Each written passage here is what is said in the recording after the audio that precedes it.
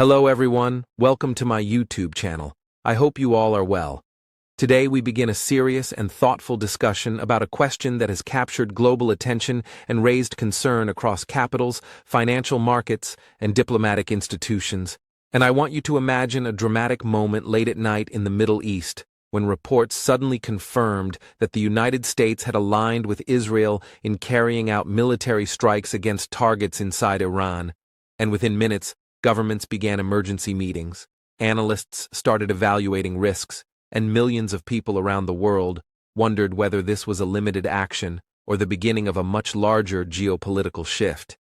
That image is powerful, Adam, because when such events occur, they are never isolated incidents, but part of a larger strategic story shaped by decades of mistrust, alliance commitments, regional rivalries, and security fears. And many listeners may immediately ask whether this decision was defensive, symbolic, or part of a long-term strategy to reshape regional power balances, which is why today's conversation is not about emotion or propaganda, but about understanding the reasoning, calculations, and possible consequences behind such a serious move. Before we go deeper into this important analysis, we kindly ask you to support our educational mission by liking this video, subscribing to the English Globe, and writing in the comments section where you are listening from and what your perspective is on today's topic, because our goal is to build an international community of learners who think critically, express ideas respectfully, and use global events as an opportunity to strengthen both language skills and analytical thinking in a responsible and balanced way. This discussion matters especially for English learners because international news often uses complex vocabulary and fast reporting that can feel overwhelming. Yet when we break down events carefully and examine the background step by step, you begin to see how global politics connects to energy prices, economic stability, diplomatic negotiations, and even everyday life in different countries. Which means that understanding this topic is not only about politics, but about building awareness of how interconnected our modern world has become. The central question guiding our episode today is clear and direct. Why would the United States support or join Israel in striking Iran at this particular moment, knowing the risks of escalation and the sensitivity of the region? And to answer that responsibly, we must examine alliance structures, nuclear concerns, regional security dynamics, and strategic deterrence theories that influence decision-makers in Washington and Tel Aviv when they evaluate threats and calculate potential responses. I agree completely. Because when powerful states take military action, they rarely do so without layers of consultation, intelligence assessments, and diplomatic considerations. And although public debates may focus on headlines and dramatic language, behind closed doors, leaders are often discussing credibility, deterrence, alliance reassurance, and long-term security architecture, which means our task today is to separate emotional reactions from structural analysis and understand the broader strategic framework shaping such decisions. Another important clarification is that this podcast is purely educational and analytical, designed to help learners follow complex world events in structured English without promoting hostility or taking political sides, because our responsibility is to explain patterns of international relations, highlight multiple perspectives, and encourage critical thinking rather than division. And by doing so, we create a safe learning environment where global topics can be examined calmly and thoughtfully. Many listeners may also wonder whether this event signals the beginning of a wider regional conflict, or whether it represents a controlled and limited operation intended to send a strategic message. And this distinction is extremely important, because in international politics, perception often shapes reality, meaning that how Iran, neighboring countries, and global powers interpret the action can influence whether tensions escalate further or move back toward diplomatic channels. In the coming sections of this long and detailed episode, we will carefully analyze the historical tensions between the United States and Iran, the deep strategic partnership between Washington and Israel, the concerns surrounding nuclear development, the influence of regional alliances, and the reactions of other major powers, and we will do this using clear, steady language so that beginner and intermediate learners can follow comfortably while also gaining a deeper understanding of global security dynamics. So, dear listeners, take a moment to reflect on the seriousness of the question before us, because events like this remind us that global stability depends on complex calculations, communication channels, and sometimes fragile restraint. And while headlines may sound dramatic, our goal today is to replace confusion with clarity, replace fear with informed analysis, and help you see how international strategy operates beneath the surface of breaking news. Stay with us as we begin this important journey of understanding, because by the end of this episode, you will not only improve your English listening skills, but also gain a stronger ability to analyze world events with patience, logic, and balanced judgment. And that combination of language growth and critical awareness is exactly what we aim to build here on the English globe. To truly understand why tensions between Washington and Tehran remain so sensitive today, we must travel back to the year 1979, when the Iranian Revolution transformed Iran from a monarchy that maintained close ties with the United States into an Islamic republic that defined itself partly in opposition to American influence. And this dramatic political transformation did not simply change leadership inside the country, but fundamentally reshaped diplomatic relations, regional alliances, and ideological narratives that continue to influence strategic thinking more than 4 decades later. Yes, Adam, because before 1979, the United States had supported the government of the Shah, viewing Iran as an important regional partner during the Cold War. But when revolutionary forces led by religious leadership took power and criticized Western influence, the relationship collapsed almost overnight, and the hostage crisis that followed, when American diplomats were held in Tehran for more than a year, deeply damaged trust and created emotional scars in both societies that would shape perceptions and political rhetoric for generations. From that moment onward, the relationship shifted from partnership to hostility. As diplomatic ties were severed, economic sanctions were gradually introduced, and both governments began describing each other in language of suspicion and confrontation, which meant that instead of dialogue and cooperation, the dominant pattern became indirect competition across the Middle East, where influence, security concerns, and ideological narratives clashed in different arenas without direct formal war between the two states. One important aspect to understand is that mistrust is rarely built in a single event, but rather accumulates through repeated crises and misunderstandings. And throughout the 1980s and 1990s, tensions were reinforced by regional conflicts, accusations of support for armed groups, disagreements over Gulf security, and conflicting interpretations of each other's strategic intentions, which created a cycle where every new dispute was viewed through the lens of past grievances instead of fresh diplomatic opportunity. The nuclear issue then became one of the most defining chapters in this long history of tension, because as Iran expanded its nuclear program in the early 21st century, Western governments, including the United States, expressed concern that civilian nuclear development might potentially evolve into military capability, while Iranian leaders insisted that their program was peaceful and within their sovereign rights, and this disagreement quickly escalated into international negotiations, inspections, and waves of sanctions aimed at limiting technological advancement.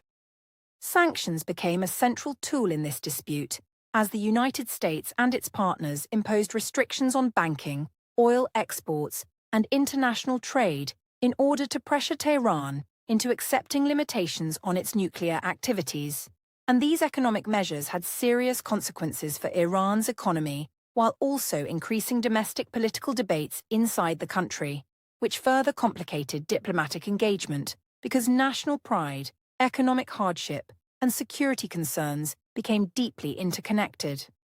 After years of negotiation, a significant diplomatic breakthrough occurred in 2015, when Iran and several major world powers reached a nuclear agreement designed to limit enrichment activities in exchange for sanctions relief, and for a brief period, this arrangement appeared to reduce tensions and create space for cautious optimism as international inspectors gained access and economic channels began reopening, suggesting that long-standing hostility might slowly move toward structured coexistence rather than confrontation.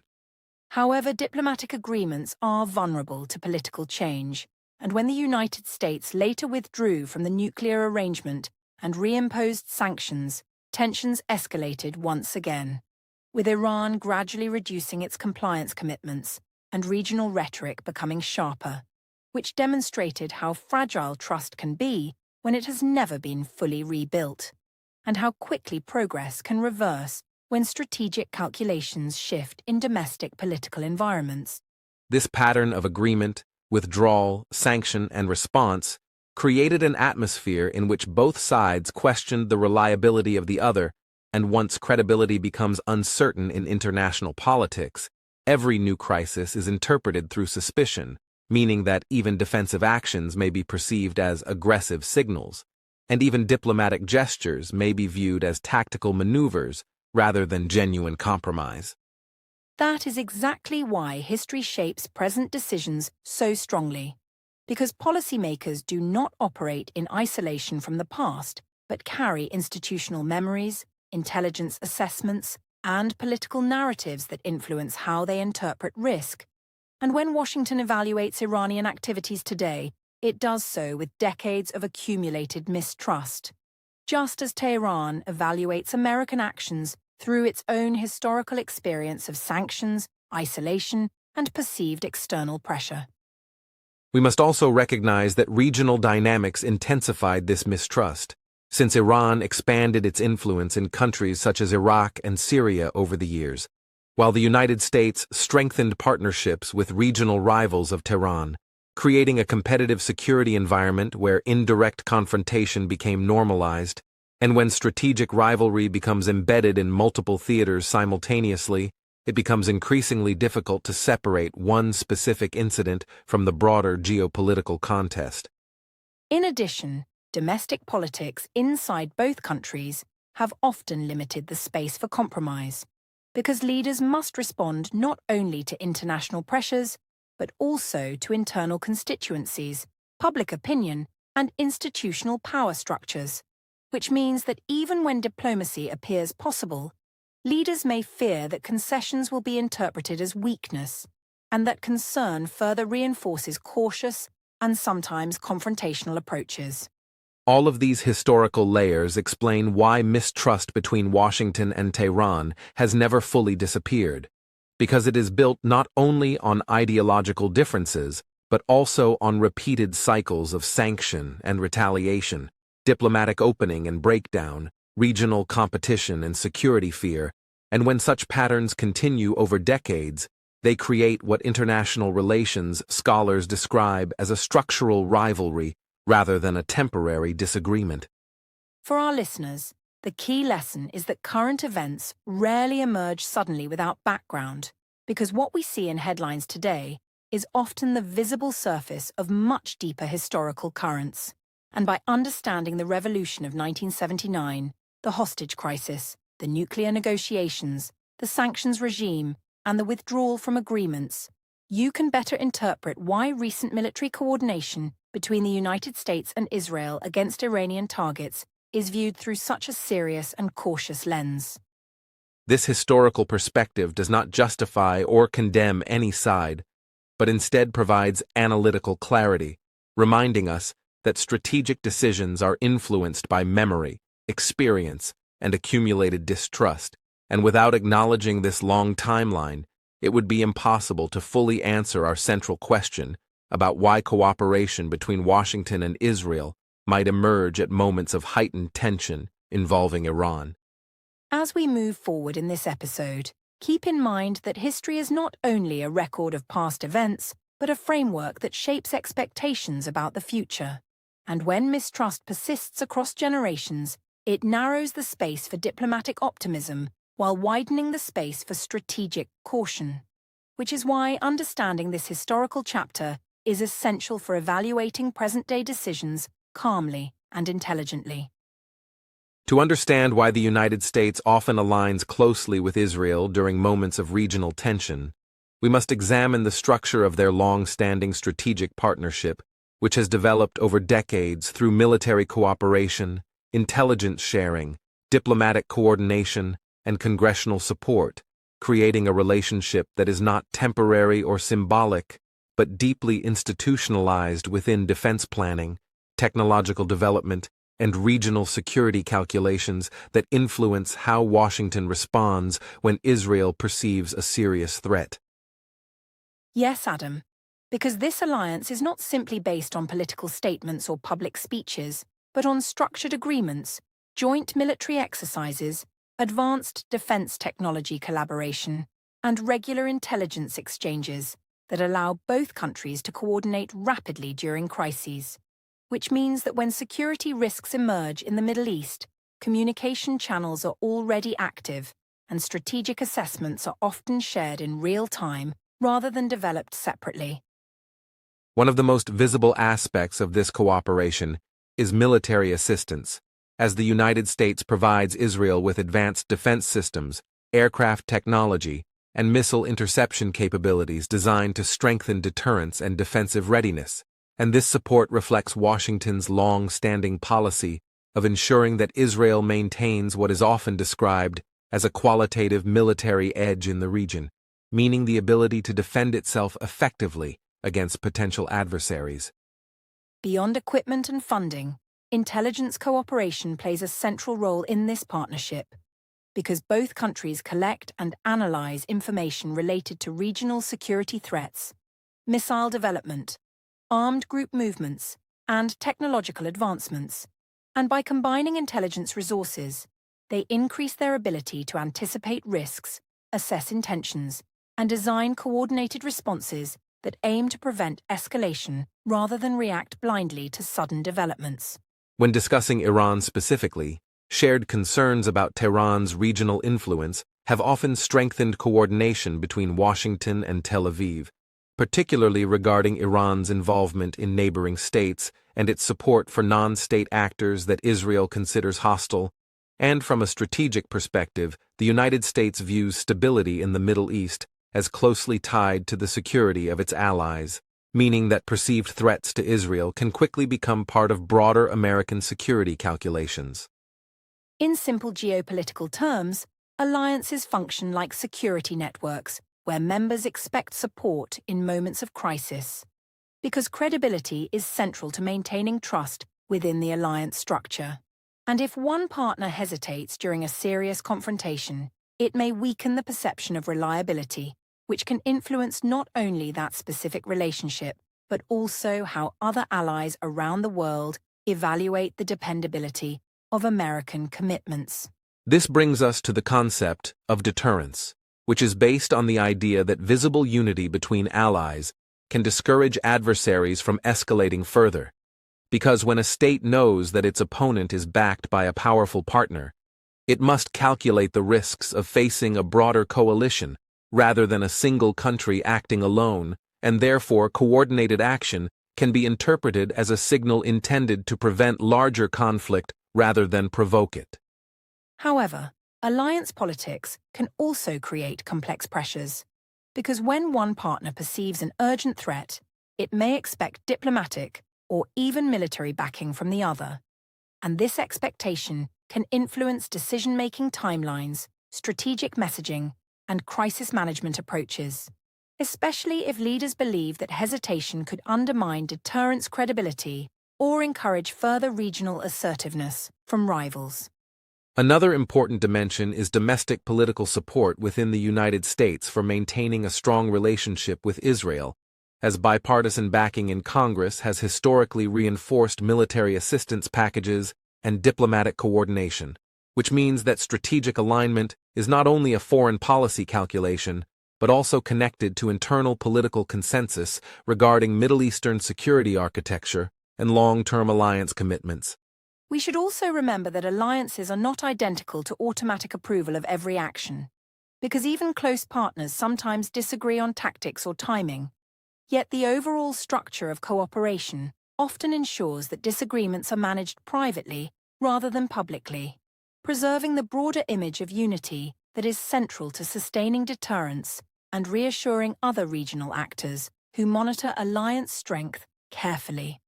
In moments when Israel perceives direct security risks related to Iranian activities, Washington must evaluate multiple factors simultaneously, including regional escalation risks, global diplomatic consequences, and alliance credibility. And if policymakers conclude that visible support reinforces strategic stability rather than undermines it, alignment may be viewed as the least risky option within a limited range of imperfect alternatives.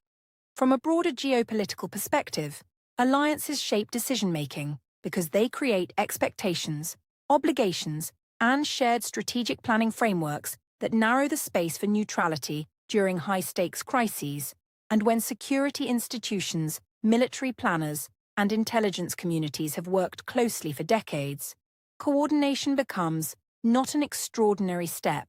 but part of established crisis management procedures.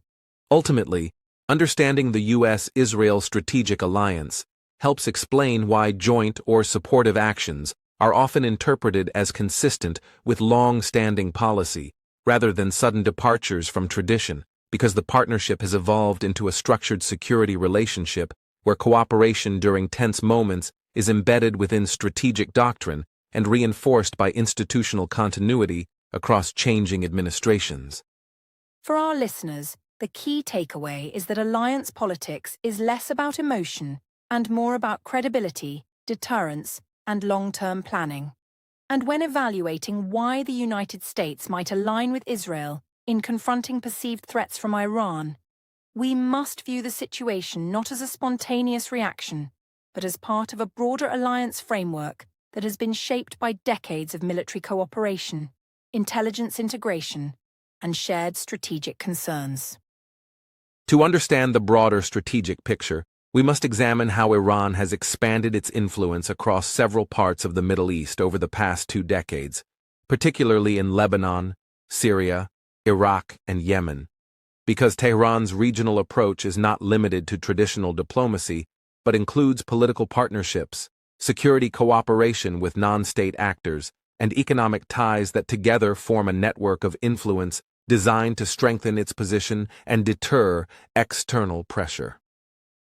Yes, Adam, and this network is often described by analysts as a strategy of forward defense, meaning that instead of waiting for threats to reach its own borders, Iran seeks to build relationships and alliances beyond its territory, especially in countries experiencing conflict or political instability, which allows Tehran to project influence indirectly while also increasing its leverage in negotiations with regional and global powers. In Lebanon, Iran's relationship with Hezbollah has been one of the most significant elements of its regional posture, as Tehran has provided political backing, financial assistance, and military support over many years, which has enabled Hezbollah to become a powerful actor within Lebanese politics and a strong armed force along Israel's northern border, shaping the strategic calculations of both Israel and Western governments. In Syria, Iran's involvement intensified after the outbreak of civil war, when Tehran supported the Syrian government both politically and militarily, arguing that maintaining the existing leadership was essential for regional stability and for preserving a corridor of influence stretching from Iran through Iraq and Syria to Lebanon, a development that significantly altered the regional balance and increased Israeli security concerns about proximity to its borders. Iraq represents another important dimension of Iran's influence, especially after the fall of Saddam Hussein in 2003, when political changes opened space for stronger ties between Baghdad and Tehran, and over time Iran cultivated relationships with various political groups and armed factions, which increased its role in Iraqi security discussions and created a complex environment where American and Iranian interests sometimes overlapped and sometimes directly competed. Yemen adds another layer to this regional picture, as Iran has been accused by its rivals of supporting the Houthi movement in the ongoing conflict there. a situation that has intensified tensions between Tehran and Gulf states, particularly Saudi Arabia, and transformed Yemen into a theatre of broader regional rivalry where local conflict intersects with strategic competition between major Middle Eastern powers. These interconnected arenas are often described as proxy environments, where larger powers support local actors aligned with their interests instead of engaging in direct state-to-state confrontation. And while each conflict has its own internal dynamics and local causes, the presence of external support increases the complexity of negotiations and raises the stakes for regional stability. From Israel's perspective, Iran's expanding network of partnerships and military capabilities across neighboring territories represents a significant strategic concern, particularly when advanced missile technology, drone capabilities, or intelligence assets are believed to be positioned closer to Israeli borders, which Israeli policymakers argue could reduce warning time in a crisis and alter the deterrence balance. This perception explains why Israeli officials frequently emphasize preventing what they describe as Iranian military entrenchment in Syria and monitoring weapons transfers to allied groups in Lebanon, because from their strategic viewpoint, allowing such expansion to continue unchecked could gradually shift the regional balance of power in ways that increase long-term vulnerability. Washington also monitors Iran's regional activities closely, not only because of its alliance with Israel, but also because of its broader security commitments in the Gulf region, where American forces are stationed and maritime routes are critical for global energy markets, meaning that any development affecting stability in Iraq, Syria, or Yemen can have economic and strategic consequences far beyond the Middle East itself. The concept of balance of power is central here, because Middle Eastern politics is shaped by multiple competing actors including Iran, Israel, Saudi Arabia, Turkey, and external powers such as the United States and Russia, and when one actor expands influence significantly, others may respond through alliances, military modernization, or diplomatic pressure to prevent dominance and maintain equilibrium. It is important to emphasize that each country involved frames its actions as defensive and stabilizing, even when rivals interpret them as expansionist or threatening, which demonstrates how perception plays a decisive role in international relations, since the same activity can be viewed as protective by one side and provocative by another, depending on historical experience and strategic expectations. For Iran, projecting influence beyond its borders may be seen as a way to strengthen deterrence and prevent isolation, especially in light of sanctions and diplomatic pressure, while for Israel and some Gulf states, the same activities are interpreted as encirclement or strategic pressure that requires countermeasures, illustrating how competing narratives shape regional tension. Understanding this complex web of influence helps explain why developments involving Iran often trigger rapid reactions from other regional actors and from Washington, because decisions are not evaluated in isolation, but within a broader framework of alliances, rivalries, and security calculations that extend across multiple countries simultaneously. Ultimately, when discussing why the United States might align with Israel in confronting Iranian-linked activities, we must recognize that it is not solely about one specific incident, but about long-standing concerns regarding regional influence, military capabilities, and balance of power dynamics that policymakers believe could reshape the Middle East if left unmanaged. For our listeners, the key lesson is that regional strategy is rarely simple or one-dimensional, and by examining Iran's involvement in Lebanon, Syria, Iraq, and Yemen alongside Israeli and American responses, we gain a clearer and more balanced understanding of how influence, deterrence, and rivalry interact in shaping today's Middle Eastern geopolitical landscape. When we talk about the deepest and most sensitive issue in the tension between Iran, Israel, and the United States, we must focus on the nuclear question, because Iran's nuclear program has for many years been at the center of international debate, diplomatic negotiations, economic sanctions, and intelligence monitoring. And while Tehran officially states that its nuclear activities are designed for peaceful energy and scientific purposes, several Western governments and regional actors have expressed concern that advanced enrichment capabilities could potentially shorten the path toward military nuclear capacity if political decisions were ever made in that direction. Yes, Adam. And it is very important to be precise here, because under international law, countries are allowed to pursue civilian nuclear energy. But the level of uranium enrichment, the scale of centrifuge development, and the transparency of inspection processes determine how the international community evaluates risk. Which means that the debate is not only about whether Iran has nuclear technology, but about how advanced, how transparent, and how closely monitored that technology is at any given time. Monitoring has been conducted primarily through international organizations such as the International Atomic Energy Agency, which is responsible for inspecting nuclear facilities, verifying declared materials, and reporting compliance levels to the international community. And over the years, inspection reports have played a crucial role in shaping diplomatic negotiations because they provide technical assessments that governments use when deciding whether to continue talks, impose sanctions, or adjust security postures. I completely agree, because without technical monitoring and verification mechanisms, political debates would rely purely on suspicion, and in nuclear matters, suspicion alone can quickly escalate tensions. So the role of inspectors and reporting structures becomes essential in reducing uncertainty,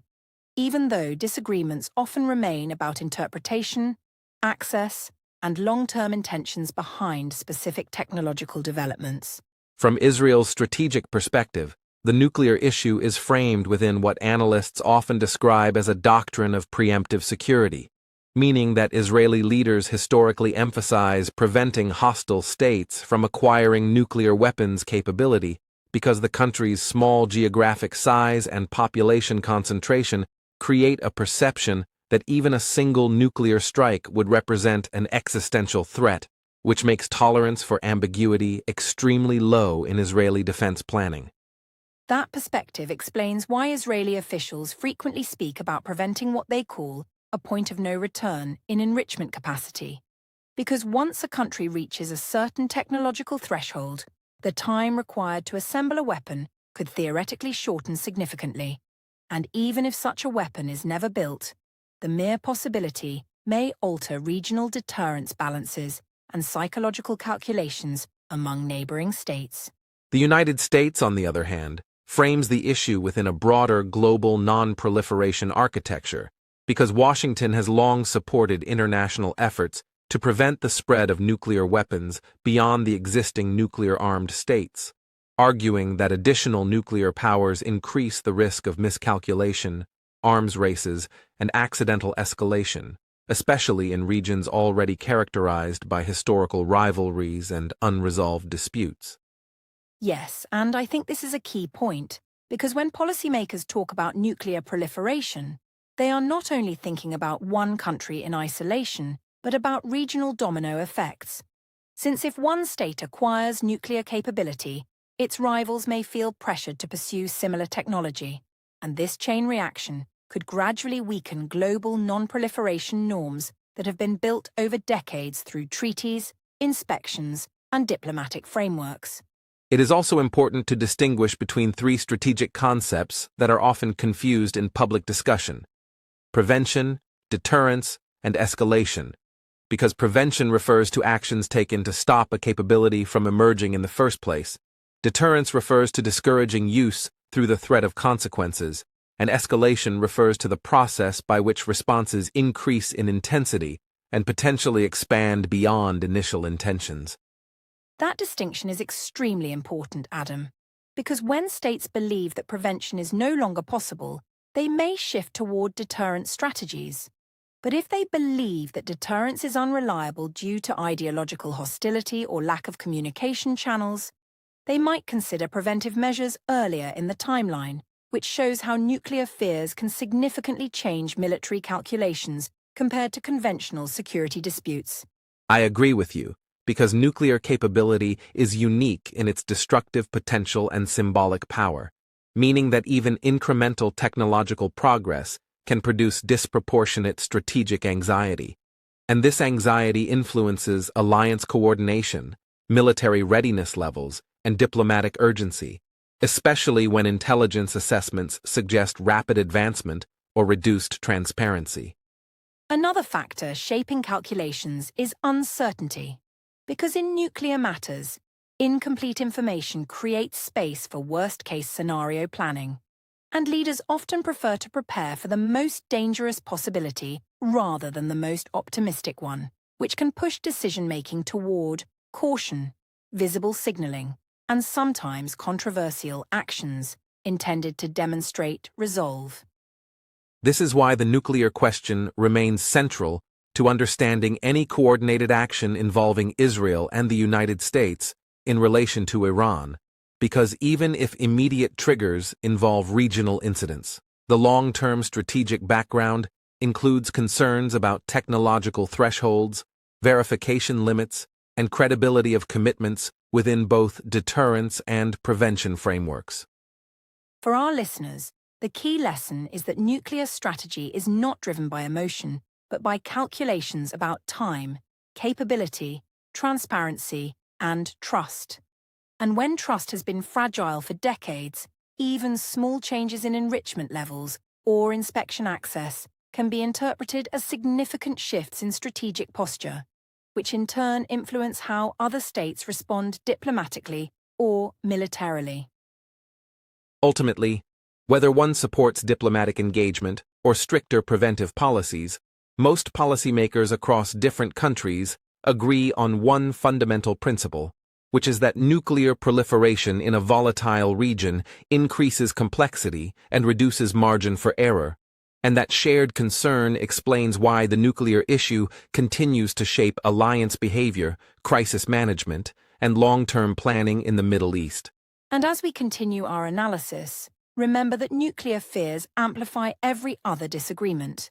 Because when conventional rivalry intersects with the possibility of nuclear capability, strategic caution intensifies, timelines shorten, and the pressure on leaders to act decisively becomes stronger, which helps us understand why this issue stands at the center of today's geopolitical debate. To understand why the United States joined Israel in the recent military strikes against Iranian targets, we need to examine the immediate triggers that escalated tensions in the region, because while the long-standing strategic rivalry sets the background, specific recent developments created conditions that policymakers judged as requiring swift attention, and these include a series of regional security incidents, diplomatic setbacks, and signaling actions that together raised the perception of imminent threat and the need for coordinated response.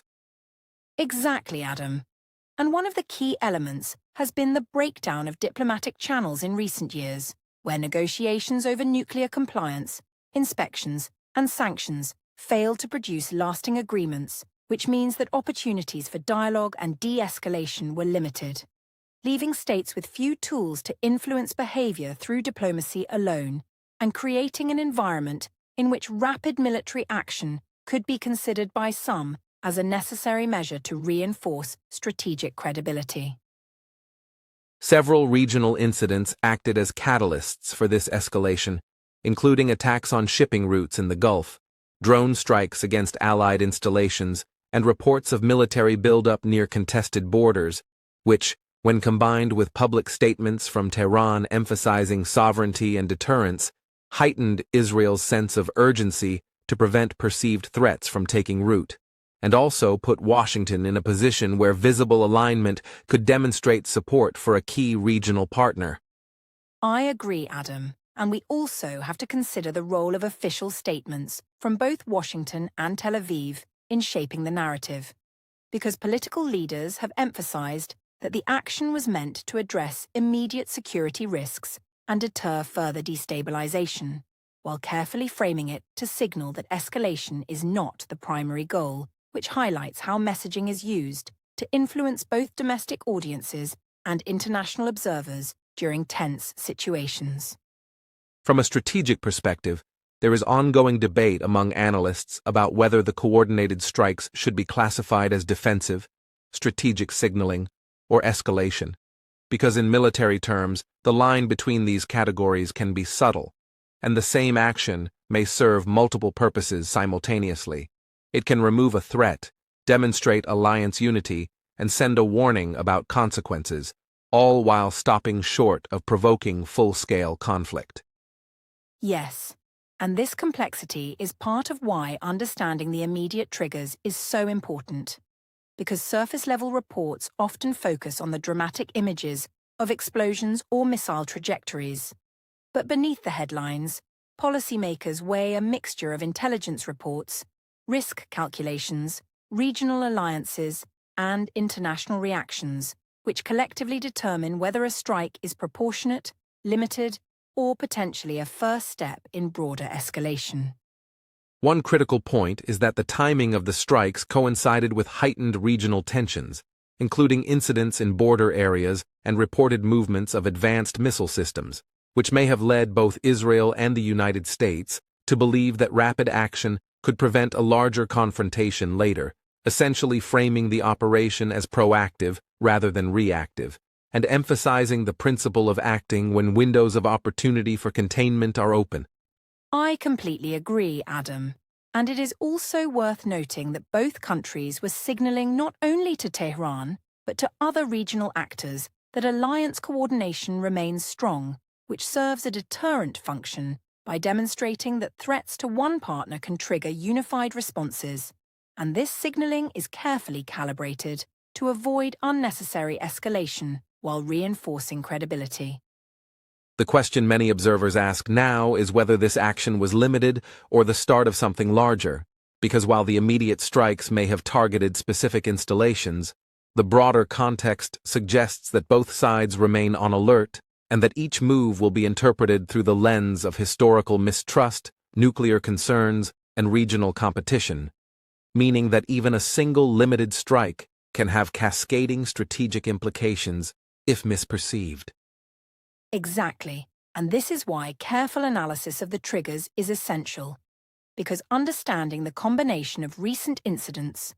diplomatic breakdowns, intelligence warnings, and political statements allows us to see the operation as part of a strategic continuum rather than a sudden isolated event,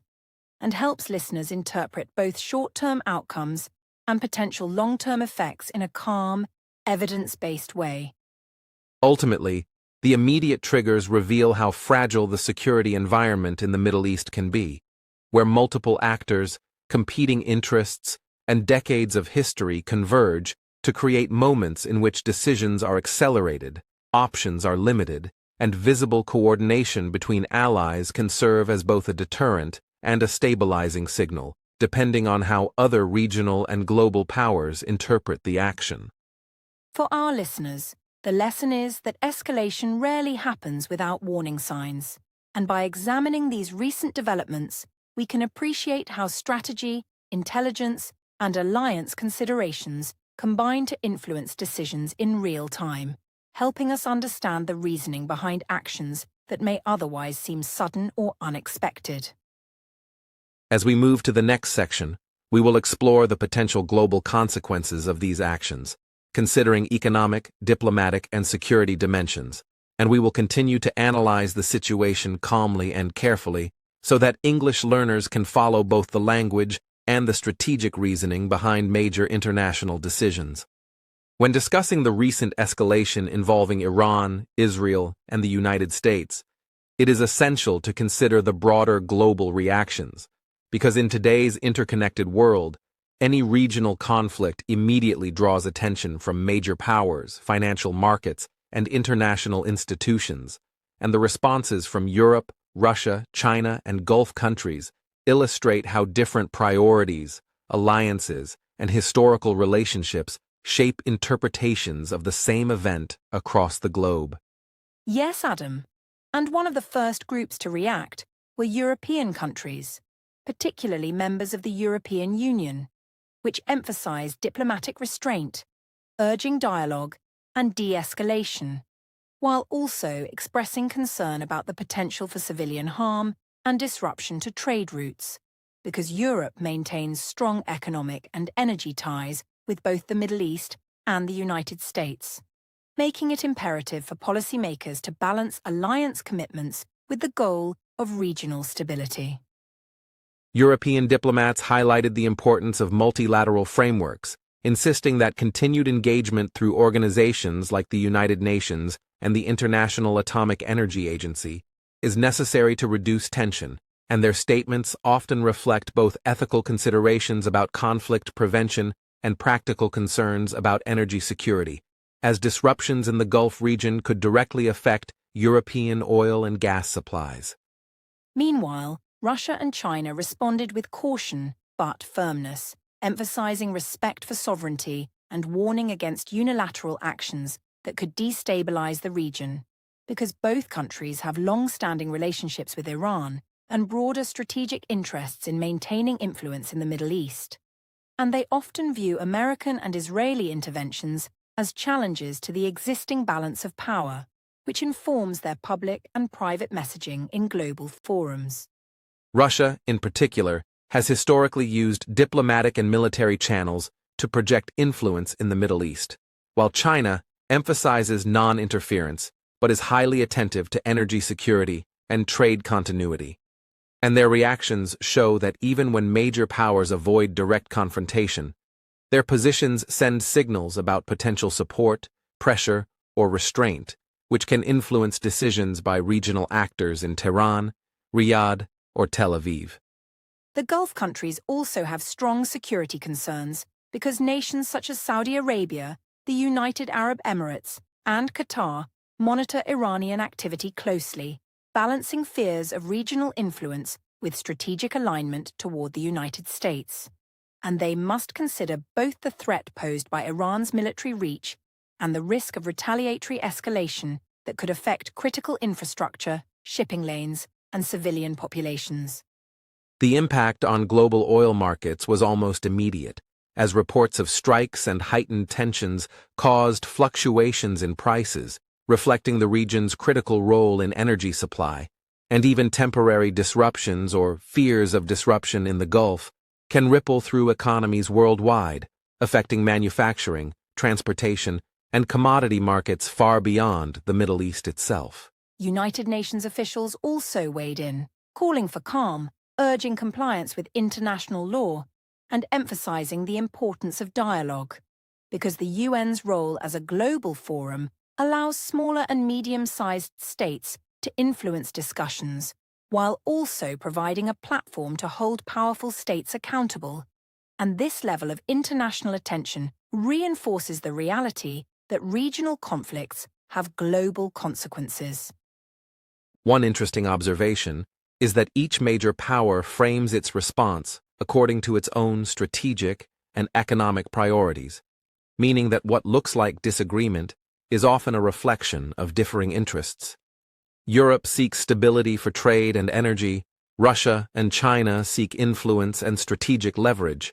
Gulf states prioritize immediate security and regional balance, and the United States focuses on alliance commitments and deterrence against perceived threats. Exactly, Adam. And this explains why reactions can seem inconsistent or even contradictory at first glance, because each actor evaluates the situation through its historical experiences, strategic alliances, and domestic political considerations, which results in a diverse array of public statements, diplomatic moves, and behind-the-scenes negotiations that shape the evolving international response. For our listeners, the key takeaway is that global reactions are not merely commentary. They actively shape regional calculations, influence military planning, and affect economic and diplomatic outcomes, meaning that understanding the perspectives of Europe, Russia, China, and the Gulf is essential to interpreting the full picture of how a regional escalation resonates worldwide. As we continue in the next section, we will analyze how these reactions influence the broader strategic calculations of Washington, Tel Aviv, and Tehran, and how international attention can either constrain or encourage further actions, helping listeners see the dynamic interplay between local events and global responses in a clear and analytical way. As we move deeper into understanding the dynamics of the recent U.S.-Israel-Iran escalation, The central question is whether these strikes could trigger a broader regional war or remain part of a controlled, limited escalation, because in international relations, actions rarely exist in isolation, and each military move, even if narrowly targeted, carries potential ripple effects that must be assessed carefully by policymakers to avoid unintended conflict while maintaining credibility and deterrence in the region. Yes, Adam. And one way to think about this is through the concept of escalation ladders, where every step, from minor skirmishes or targeted strikes to larger operations, is carefully calculated in terms of risk and response, because both sides typically understand that moving too quickly up the ladder can provoke a chain reaction. But failing to signal resolve might undermine deterrence, and this balance between action and restraint is central to modern crisis management. Deterrence theory is also highly relevant here, because it explains how states communicate their willingness to respond to aggression in ways that prevent opponents from acting, without necessarily triggering full-scale war, and the U.S.-Israel alliance aims to project enough capability and credibility to influence Iran's strategic calculations while avoiding immediate escalation, a delicate maneuver that requires precise intelligence, timing, and coordination. Communication channels between adversaries play a key role as well, because even in a tense environment, indirect dialogue through back channels, intermediaries, or regional partners can help clarify intentions, reduce misperceptions, and signal limits of acceptable action, which is why many crises in the Middle East have historically been contained despite dramatic headlines, because leaders often rely on discreet messaging to prevent escalation beyond control. We can also learn from historical examples where near escalations were avoided, such as the 2012 to 2013 confrontations over Iran's nuclear program, when careful signaling, diplomatic intervention, and restraint from all sides prevented broader conflict, demonstrating that even in high-stakes environments, deliberate, calculated actions can preserve stability while still asserting strategic objectives. Exactly, Adam. And it is important to note that while the strikes themselves may appear aggressive, they can be both symbolic and structural, depending on perspective. Because symbolically, they send a clear message of deterrence to Iran and the region, while structurally they reinforce the long-term alliance posture, military readiness, and operational coordination between Washington and Tel Aviv, showing that strategy operates on multiple levels simultaneously. I agree, Julia, because this combination of symbolic signaling and structural preparation illustrates the complexity of modern crisis management. Each strike is designed not only to address immediate threats, but also to maintain credibility, reassure allies, and communicate limitations to adversaries, which is why policymakers often stress that operations are limited or targeted, while carefully monitoring regional reactions for indications that escalation may need to be adjusted. Another important consideration is that regional actors such as Gulf states, Russia, and China also influence the potential for escalation,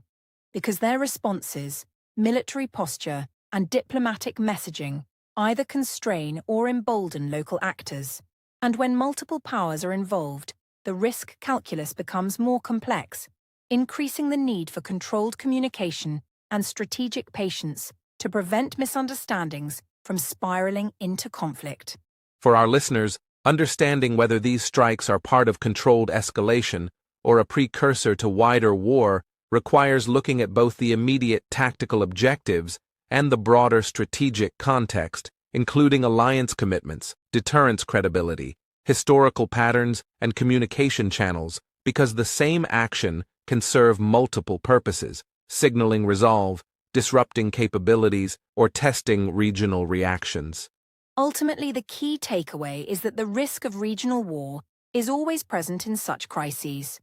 But history, deterrence mechanisms, and structured communication often prevent escalation from becoming uncontrollable. And this dual nature, where actions are simultaneously limited and highly strategic, helps explain why policymakers act with both caution and assertiveness in moments of tension. As we transition to the next section, we will explore the economic and energy consequences of these escalations, showing how regional conflicts, even if limited militarily, can have immediate and global effects, helping listeners understand the full scope of implications beyond security concerns. Looking beyond the immediate crisis, one of the most important questions is what these developments mean for the future of United States foreign policy in the Middle East. Because actions like coordinated strikes with Israel are not only tactical responses to security threats, but also signals of broader strategic priorities, and analysts are now debating whether Washington is recalibrating its approach to the region, balancing military intervention, alliance commitments, and diplomatic engagement in new ways that could shape relations for years to come. Yes, Adam. And this recalibration must be viewed through multiple lenses, because domestic politics play a crucial role in foreign policy decisions, with elected leaders responding to public opinion, congressional oversight, and party priorities, all of which influence how assertively the US acts abroad, how much it invests in alliances, and the degree to which it emphasizes diplomacy versus military readiness, making each decision both strategically and politically complex. Another important consideration is the impact on alliances, because the U.S.-Israel partnership remains central to American strategy, but regional partners such as Saudi Arabia, the UAE, and other Gulf countries also observe Washington's moves closely, and shifts in policy or signaling can influence their security calculations, willingness to cooperate, and confidence in American commitments, meaning that every action has both immediate and long-term ripple effects across multiple states. Forward-looking diplomacy is also affected because as the US projects power and demonstrates deterrence through coordinated operations, it simultaneously communicates to adversaries that escalation has costs, which can influence future negotiations over issues like nuclear programs, sanctions, or regional conflicts, while also sending a clear message to allies that American engagement is both predictable and responsive to security concerns, reinforcing credibility. Energy security and global stability are additional dimensions that shape policy decisions, because disruptions in the Middle East directly affect global oil and gas markets, impacting trade, manufacturing, and economic growth worldwide, which means that even limited military operations require careful assessment of potential economic consequences, coordination with international partners, and planning for rapid mitigation of unintended effects to maintain global stability. I completely agree, Adam, and this is why long-term consequences must be considered, because regional interventions often create lasting perceptions about US intentions, reliability, and strategic priorities, which influence how other powers, both allies and rivals, engage in diplomatic negotiations, economic agreements, and military planning, shaping the geopolitical environment well beyond the initial events. We can also observe that these developments may indicate a subtle shift toward more selective, targeted operations rather than large-scale military campaigns, reflecting lessons learned from past engagements and a recognition that modern conflicts involve multiple layers of alliances, technological capabilities, and global scrutiny, requiring a strategy that balances assertiveness with careful risk management. Yes, and from a long-term perspective, the episode highlights how US foreign policy is increasingly intertwined with regional stability, global economic interests, and alliance credibility, showing that policymakers must continuously weigh the costs of action against potential benefits and understand that even a limited strike can send signals that influence diplomatic negotiations, regional power balances, and perceptions of American reliability for years. For English learners and our listeners, the key takeaway is that foreign policy is rarely reactive. It is a mix of strategy, domestic politics, alliance management, and global economic considerations, and by analyzing the patterns behind actions in the Middle East, we gain insight into how the United States approaches complex crises, manages risks, and positions itself in a rapidly evolving international environment. Ultimately, understanding these dynamics helps us see that every military or diplomatic decision is part of a larger framework where security, economy, alliances, and communication interact. And the way the US navigates these challenges today will shape both regional stability and global perceptions of American power, responsibility, and influence for years to come. In the next section, we will conclude this podcast with calm reflection and hope, summarizing the lessons from history, strategy, and international cooperation, and reinforcing why it is important to follow global developments thoughtfully while learning English through real-world geopolitical topics. As we bring this long and detailed discussion to a close, it is essential to reflect calmly on the key lessons we have explored today, because understanding global events requires more than just observing headlines. It requires analyzing history, alliances, and strategy, and recognizing that decisions taken by states like the United States and Israel in relation to Iran are shaped by a combination of security concerns, historical mistrust, nuclear fears, and regional interconnections that together create a highly complex environment where every action has both immediate and long-term consequences. Yes, Adam, and one of the most important takeaways is that alliances profoundly shape decision-making, because states do not act in isolation, and partnerships like that of the US and Israel influence how threats are assessed, how capabilities are projected, and how risks are managed, which shows our listeners that international relations are rarely about single actors, but about networks of commitments, expectations, and responsibilities that ripple across borders and generations. History, as we have seen, plays a critical role in building mistrust, because past conflicts, broken agreements, and unresolved disputes continue to influence present calculations. And understanding this historical context allows us to see why nations respond the way they do to emerging crises, why caution and vigilance are emphasized, and why even limited military actions are carefully measured to avoid unintentional escalation. Nuclear concerns remain a central factor, Adam, because the existence or potential of nuclear capability generates urgency in decision-making, shifts deterrence calculations, and heightens sensitivity to even minor developments, which is why both preventive and defensive measures are considered carefully by policymakers, and why international monitoring, inspections, and treaties are so important in reducing uncertainty and maintaining global norms. Regional security is deeply interconnected, as we discussed, because events in Lebanon, Syria, Iraq, Yemen, and the broader Gulf cannot be viewed separately. Local actions can have far-reaching consequences on neighboring states, trade routes, energy supplies, and global stability, which reinforces the need for measured responses, cooperation, and strategic foresight when assessing crises in highly interdependent regions. For our listeners, this means that critical thinking is essential when following world news, because every report may reflect selective emphasis, political framing, or limited context, and by questioning sources, comparing perspectives, and analyzing underlying motivations, we build a deeper understanding of why events unfold as they do,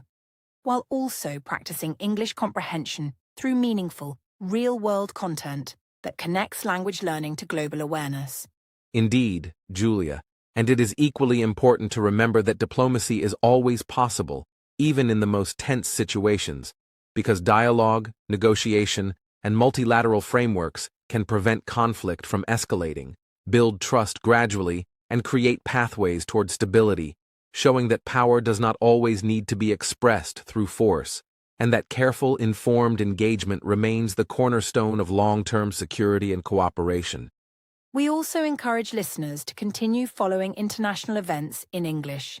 because doing so not only improves language skills, but also strengthens global understanding, critical thinking, and awareness of how interconnected our world truly is, allowing each of us to interpret events calmly, accurately, and thoughtfully, rather than reacting impulsively to dramatic headlines. Finally, as we conclude this episode, we remind everyone that learning English through global topics empowers you to engage with real-world issues, understand strategic thinking, and gain confidence in analyzing complex situations. Because every news article, report, or diplomatic statement is an opportunity to improve both language skills and world knowledge simultaneously. So, dear listeners, reflect on what you have learned today, follow events critically, and remember that even in times of tension, dialogue, patience, and informed decision-making can lead to solutions, and that your journey in English can open doors to understanding, insight, and a broader perspective on global affairs. Thank you for staying with us through this comprehensive exploration, and remember, knowledge is power, responsibility comes with understanding, and hope for diplomacy and peace is always possible when decisions are guided by reason, caution, and a commitment to learning. Stay curious, stay informed, and keep improving your English while observing the world thoughtfully. Because every step in learning a language is also a step toward understanding the complex, fascinating world we live in.